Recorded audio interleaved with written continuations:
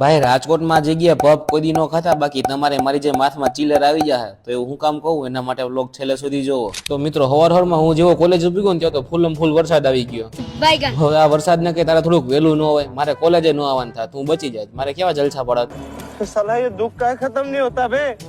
બોલો બહાર વરસાદ ચાલુ હતો અને અહીંયા અંદર ક્લાસમાં અગાઉનો લેક્ચર ચાલુ હતો. તમને તો ખબર હે મને બધી બાયપાસ જાતું હોય, પણ આ બે કઈક સોલ્વ કરે છે, રામ જાણે હું કરતા હોય. બસ મને ખાલી સર નો જોઈ જવા જોઈએ, બાકી મારી પેટી પાડ દે સર આઈ જાય. જેવો બ્રેક પડો ને એ ભેગો હું અને મારો ભાઈબંધ ભેગા બહાર પબ ખાવા. તો આ ફોર્મમાં બહાર મેં 2-3 પબ તો મગવી લીધા, પણ હવે ખબર હે નહીં પૈસા હે કે નહીં. એ કાકા જોજો આપણી પાસે આ ડીશ નો સાફ કરાવે.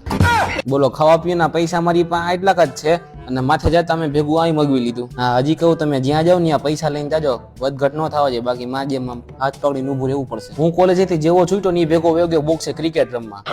તો મને કોક પૂછશે કે તું તો કેતો તને રમતા નથી આવડતું તો કાં જાસ? ભાઈ યાર અમ્પાયર ની જરૂર તો પડે ને. બોક્સેથી રમીને જેવા ફ્રી થયા ને ત્યાં તો રાઈટ પડી ગયા, એટલે રાઈટ અમે આવી ગયા ગાંઠિયા ચિપ્સ ખાવા. તો ગાંઠિયા ચિપ્સ ખાઈને હુઈ જાય, તમે હુઈ જાવ. Good night.